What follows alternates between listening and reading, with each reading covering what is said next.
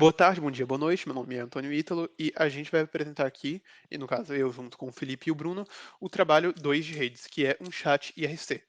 Aqui a gente tem um makefile que a gente vai usar para compilar e rodar o cliente servidor. Aqui dando make server, a gente pode compilar o server, mas ele já está atualizado, então a gente vai dar make run server para rodar ele. Também poderia ser só usado o comando ./server. O server pede uma porta para ser executada e eu vou escolher aqui a porta 7821. Os clientes vão ter que usar essa porta na hora de se conectar. Então, aqui a gente pode começar a rodar um cliente, vai ter o make client e o make run client também, que podem ser utilizados. E aqui a gente usa o comando /connect para se conectar. No caso, eu estou fornecendo o IP local, que é o do servidor. Ele está sendo rodado localmente. Se estivesse sendo rodado em algum outro lugar, teria que usar um IP desse outro lugar. Usando aqui o connect, a gente tem que fornecer o IP e a porta, 7821, e a gente pode entrar em um canal. Antes de entrar em um canal, a gente ainda pode, antes ou depois, colocar aqui um nickname, eu vou colocar o meu nome, Ítalo, e eu vou criar um canal com o nome da USP. Note que ele tem que começar com hashtag ou e-comercial. Eu vou ser admin desse canal, já que eu fui quem criou ele, e vamos rodar aqui para outra pessoa, outro cliente também, que vai se conectar a esse canal. 7821. Ele vai entrar, ele vai mandar uma mensagem. Ele mandou a mensagem Ítalo, só que ele tá com o nome Unknown5, porque é um nome que a gente predeterminou, já que ele não tinha um nickname ainda, mas ele pode ser modificado com o comando nickname. E aqui a gente tem, por exemplo, o Felipe. E aí o Felipe mandou outra mensagem, vai vir com o nome certo. O Ítalo pode mandar mensagens também, mas o Ítalo é admin. Ele pode rodar comandos como, por exemplo, mute. O Felipe não pode, porque ele não tem permissão. Quando o Ítalo roda o comando mute, na verdade, o Ítalo acabou de se mutar. Ele vai conseguir ver mensagens, mas ele não consegue mandar mensagens. Ele também pode se desmutar, porque ele é um admin. Agora ele vai conseguir tanto mandar quanto ver mensagens. Ele pode mutar o Felipe. E o Felipe não consegue mais mandar mensagens. Note que isso ainda valeria para um outro cliente que também não estaria vendo. Mas outra coisa que a gente pode ver é que dá para rapidamente é que dá para mudar de canal depois de um tempo. Então aqui a gente pode ter, por exemplo, o próprio Bruno vai criar aqui um canal. Ele é da Federal, Bruno, aqui nesse mundo. Ele vai criar o canal UFSCar. Ele pode mandar mensagens lá, Bruno. E o Felipe agora ficou sabendo desse canal e vai entrar lá. Como ele não está mutando nesse canal, ele consegue mandar mensagem lá. Mas note que se ele voltar para o canal USP, ele não vai conseguir mandar mensagem, porque ele continua mutado lá. Isso também não importa se ele mudar de nome, ele continua mutado. Isso dá para mostrar mais ou menos a maioria dos comandos. A gente tem mais alguns, como o /ping. E a gente também tem o WIS, outro comando importante que tem muito a ver com a aula de redes. A gente pode rodar aqui um WIS no Felipe. Claro, está todo mundo local, então esse é o IP que vai ser fornecido. E é basicamente isso. Note que o WIS é só para admins. Tem mais algum comando que vocês queriam falar, gente, nessa parte? Ou vamos para o código agora? Podemos ir pro código. O kick, não? Ou kick. Ah, é. Kick. Kick Felipe. Felipe foi desconectado. Agora ele vai tentar fazer alguma coisa assim. E já era. Foi quicado. Isso só funciona para admins, claro. Vamos então para o código. Bem, aqui a gente pode começar a ver essa parte bem importante que são os sockets. A gente criou uma classe de sockets para o servidor e uma para o cliente. Aqui a gente tem como ver os headers delas, os header files. No caso, a gente está usando C++, a gente tem a extensão .hpp, mas é equivalente a um .h, basicamente. Eles vão ter variáveis como socket ID, o tamanho máximo do bloco, que é uma constante, e estática.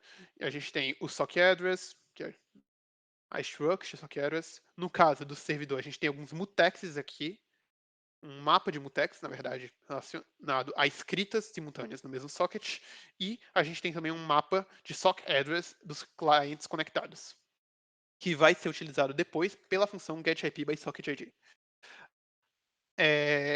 Falando por cima aqui de cada função, a gente tem os construtores. No caso do servidor, a gente recebe somente a própria porta, e no caso do cliente, a gente recebe o endereço do servidor e a porta de conexão. A gente tem a função que realiza o bind aqui no socket do servidor, e a gente tem a função que realiza o connect no socket do cliente. A gente tem o disconnect aqui no do cliente e um accept no servidor. A gente tem o send data em ambos e o receive data em ambos, que vão ser basicamente idênticos, com exceção que o send data do server vai se utilizar dos mutex. A gente tem também um AceConnected aqui no cliente, que é utilizado só para checar se a conexão ainda continua. E no servidor, a função mais diferente que a gente tem em relação ao cliente é o getIP by socketid, que vai se utilizar desse mapa e de funções das bibliotecas internas de socket do C para converter a struct sock address dos clientes em uma string do IP em formato IPv4 para, enfim, imprimir na funcionalidade do UIS. A gente pode dar uma olhada rápida no CPP, mas é basicamente o que foi dito. A gente tem alguns tratamentos de erros, retornando false e true. A gente tem aqui a divisão por blocos do send, está presente nos dois. O read vai ser basicamente igual nos dois. E aqui a gente tem a conversão para string do C++, do formato IPv4 do IP do cliente, baseado no ID dele, no file descriptor do socket. O client socket não vai ter nada muito diferente disso, mas funções são diferentes, então era importante ter essas duas classes. É claro que a gente tem diferença nas funções usadas, sim, porque aqui tem o connect, isso não existe para o servidor, o que existe é o bind, que vai dar um listen e o bind das funções externas de socket. O accept vai fazer a aceitação de conexão de um novo cliente, retornar o socket ID desse cliente, o file descriptor. E o send data e o receive data é idênticos, como a gente já comentou, basicamente. Sobre as bibliotecas de sockets, é basicamente isso. Então, agora a gente pode dar uma olhada no client.cpp. Certo, Felipe? Ok, bom, vamos. Boa tarde, bom dia, boa noite. Eu sou o Felipe Moma e eu vou apresentar a classe do cliente aqui rapidinho.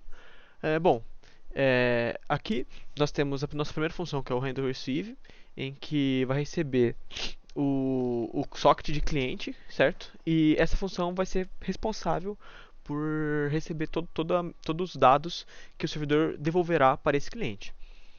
Bom, nesse caso, o único tratamento que nós fazemos ali é sobre caso o servidor retorne um quit, quer dizer que esse cliente foi desconectado, ele deverá fechar a porta do lado do cliente também. Fechar a conexão, desculpa. É, bom, nossa próxima função seria o handle signal, que seria ela funciona única e exclusivamente para tratar a condição do Ctrl C, que é para ignorar o comando do Ctrl C e enviar uma mensagem avisando que recebeu. Bom, nossa próxima função seria o isNickNameValid, que de acordo com o RFC 1459 e de acordo com o que está descrito no PDF, nós temos que o nome não pode ter mais do que 50 caracteres e nem ter espaço no meio dele. Nos próximos nós temos isChannelNameValid, mesma coisa, só que a especificação do nome do canal, em que, bom, tamanho máximo 200 caracteres, o canal, o nome do canal tem de começar com hashtag ou e-comercial, e ao decorrer do nome dele não pode ter vírgula, um Ctrl G ou espaço. Bom, aí nós também temos a próxima função seria a própria main, né? Aí você pode dizer, por favor. Descendo. E sobe um pouco, sobe. Isso, aí, boa. Nós temos a main, em que, bom, para começar, a gente fala que o Ctrl C é para chamar aquela função de tratar o sinal. E, bom, aí nós temos ele vai pedir o nosso IP e a porta para o cliente conectar no servidor. E, e vai criar o socket e ele vai tentar realizar essa conexão. Caso não consiga, vai dar erro. E caso consiga, ele depois pedirá um canal para o cliente entrar. Bom, é, a gente tem que, depois do cliente passar o nome do canal, ele mandar para o servidor, se não tiver o canal, irá criar, se tiver, ele vai conectar. E depois disso, nós já entraremos no loop de mensagens, em que, bom, o cliente ficará esperando o usuário digitar mensagem, e aí depois de digitar essa mensagem, ele vai verificar se não é nenhum comando reservado, como quit, join ou nickname, e caso não for, vai enviar para o servidor enviará para todos os outros clientes conectados nesse canal. E caso seja quit, ele vai mandar para o servidor que esse cliente foi desconectado e desconectará de ambos os lados. Se for o join, esse cliente vai mudar de canal. Se for o nickname, ele irá mudar de nome. Bom, depois de desconectar, ele quebrará esse loop e irá para ali o mySocket.disconnect, em que ele vai ser desconectado e vai ser encerrado o programa. Bom, agora a parte da classe do servidor, o Bruno irá falar. Então, indo para o arquivo de servidor, a gente tem algumas declarações de variáveis de mutex para gerenciar esse acesso aos dados e alguns maps de clientes e IDs junto com a message queue, que é a fila de mensagens que a gente usa. Das funções principais do server, a gente tem, assim como no client, um handle signal para lidar com o seguinte, que a gente pode receber e ignorar. A gente tem uma função de isConnected para checar se o ID ainda pertence a um cliente conectado. E a nossa função principal dentro desse arquivo, que seria de handle client, onde a gente lida com todas as mensagens que algum cliente pode enviar para o servidor. Nessa função, a gente tem, primeiramente, a atribuição de um nickname padrão para os usuários, como visto na execução do código. E a gente entra no loop de conexão em si, onde quando o ID foi conectado, a gente começa a receber os comandos e as mensagens que ele pode enviar.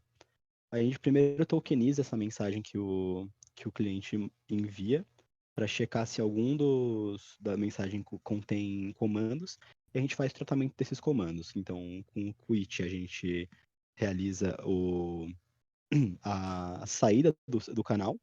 Com o join a gente checa se o canal já existe e se o cliente já está ou não num canal, para poder removê-lo e criar um canal, caso o canal não exista ainda. A gente tem o ping, que retorna um pong. A gente tem o /nickname, que troca o nome de usuário do cliente. A gente também tem os comandos de administrador, como o Ruiz, que retorna o IP desse usuário. O /mute, para mutar o usuário, colocando o ID relacionado a esse usuário numa lista. E o unmute, que faz o processo contrário, retirando esse dessa lista, dessa blacklist, e permitindo ele enviar mensagens de novo. Esse tratamento das mensagens vai vir mais abaixo. E a gente também tem o /kick, onde a gente expulsa um usuário de um servidor. E após dar o clear nos tokens e destrancar os mutexes, a gente vai para processamento dos dados que a gente usou nesse loop, enviando as mensagens, puxando para a queue de mensagens e realizando o processamento de dados que não foram feitos durante aquele loop principal, por exemplo, apagar o nickname, caso o nickname tenha sido mudado, e checar o ID caso tenha tirado de um cliente conectado. Aí, para a função de print de mensagens, eu vou chamar de novo o Ítalo. Opa, eu de novo. Então, a função de print de mensagens, ela vai receber a mensagem daqui de cima, que a gente já viu, que acontece somente quando o usuário não está mutado, já checado aqui dentro mesmo.